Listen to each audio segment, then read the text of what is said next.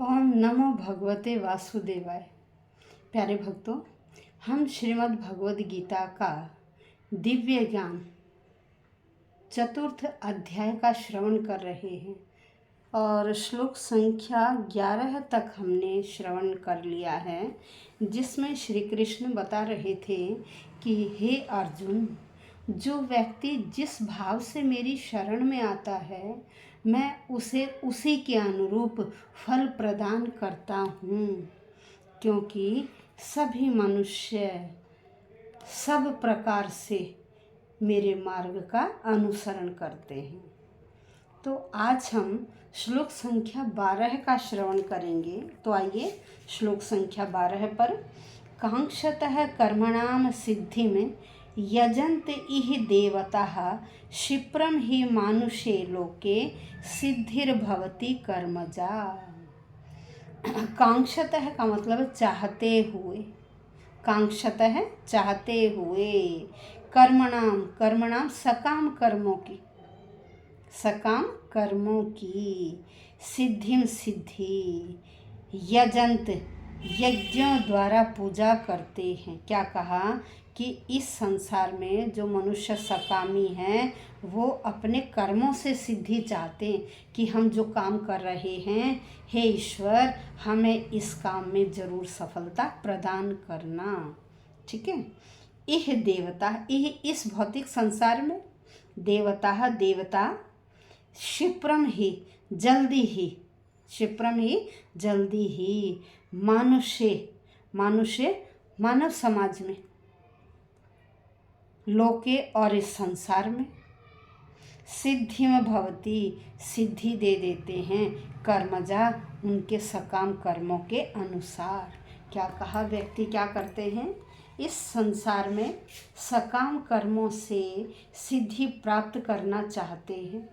और भगवान भी क्या करते हैं, वह जिस जिस देवता की पूजा करते हैं वह देवता उनको उन सकाम कर्मों का फल बहुत जल्दी दे देते हैं। क्योंकि देवता क्या है भाई, आप देवताओं का स्मरण करोगे, उनकी पूजा करोगे, वो आपसे प्रसन्न होंगे और आपको फल प्रदान अवश्य करेंगे। तो यह मनुष्यों की भ्रांत धारणा भी बनी हुई है कि हम जिस देवता की पूजा कर रहे हैं और पूरे मनोयोग से करते हैं और भगवान उन्हें फल भी अवश्य देते हैं, लेकिन वो जो फल मिलता है ना, वो बंधन का कारण होता है। वह व्यक्ति यह नहीं समझते कि हम इस जिस सांसारिक मोह माया में लिप्त हैं, भगवान का भजन कर रहे हैं उसी में, और भगवान से जो मांग रहे भगवान हमें दे भी रहा है, वह क्या है, वह एक एलोपैथिक दवाई के समान है। वह उसी समय आराम तो कर देते हैं, लेकिन उसका रिजल्ट बाद में क्या होगा आपको पता है। एलोपैथिक साइड में कितने साइड इफ़ेक्ट छोड़ जाती है शरीर में।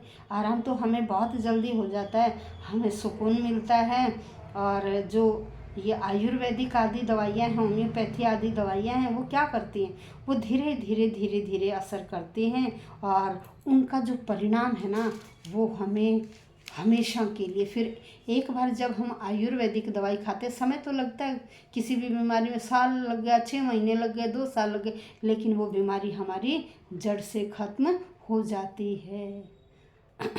तो और क्या, देखिए जनक आदि जो महाराजा थे, उन्होंने भी निष्काम कर्म किया और कर्म योग से उन्होंने क्या किया, सफलता प्राप्त की। लेकिन जो सफलता उन्हें प्राप्त हुई वो हमेशा के लिए रही, वो उन्हें भाव बंधन में नहीं डाल सकी।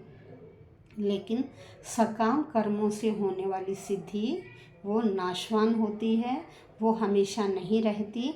लेकिन जो निष्काम कर्मों से होने वाली सिद्धि है वह हमेशा अविनाशी होती है और हमेशा हमेशा के लिए रहती है। निष्काम कर्म या जो कर्म योग है ना, उससे जो सिद्धि हमें मिली, उससे क्या है, हमारी इच्छा मिटती है। लेकिन जो सकाम कर्मों से जो सिद्धि मिलती है ना, उस जन्य सिद्धि से कभी व्यक्ति मुक्त नहीं होता है, उससे उनकी इच्छाएं लालसाएं बढ़ती चली जाती हैं। तो इसलिए हमें कोई भी कार्य निष्काम भाव से करना चाहिए। भगवान हमें निष्काम भाव से कर्म करने पर ऐसा फल प्रदान करते हैं जो आगे बहुत समय तक रहता है।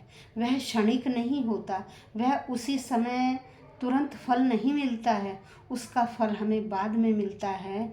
और जो एलोपैथिक दवाइयाँ हैं वो हमें उसी समय आराम दे देती हैं, लेकिन उनका फल क्षणिक होता है, वह बहुत समय तक नहीं रहता है। तो यही भेद बताया श्री कृष्ण भगवान ने अर्जुन को कि देखिए निष्काम कर्म क्या है और सकाम कर्म क्या है। इसलिए हमें निष्काम कर्म भाव से अपना कर्तव्य करना चाहिए।